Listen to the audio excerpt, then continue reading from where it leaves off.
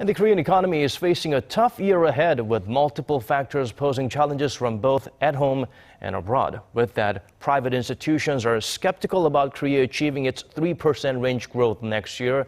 But the government remains confident about this, promising to keep a close eye on low prices and cutting red tape. Hwang Ji has the details.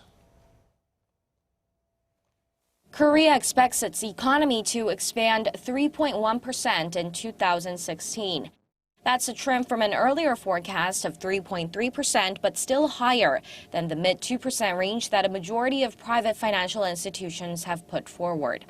It says it will also evaluate the country's economic expansion based on current prices, offering not only real GDP growth but nominal growth figures as well, a move reflecting the government's drive to keep better tabs on deflationary concerns. The nominal growth rate has to remain at appropriate levels so that corporate sales and household income can rise. That will in turn raise government tax revenue. With the Bank of Korea, we will do our best to reach the 3% range of real GDP growth and nominal growth around the 5% range. To reach that target, the economy management plan for next year puts emphasis on easing regulations to boost investment and come up with new growth engines.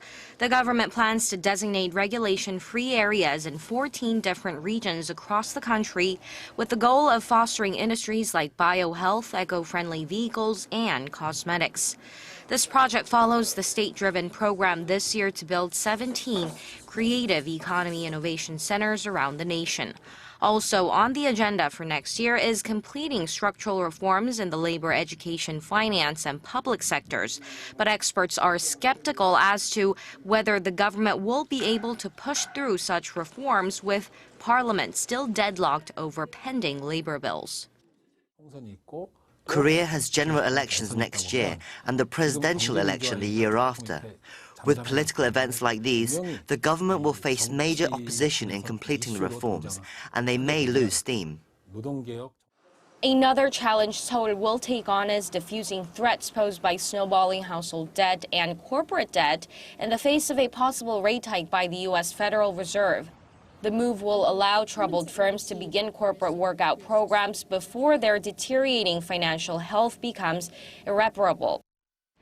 Through these structural changes, the government aims to realize growth that can be felt by the public, as much of the focus this year was on regaining the country's economic vitality. Hwang Ji, Arirang News.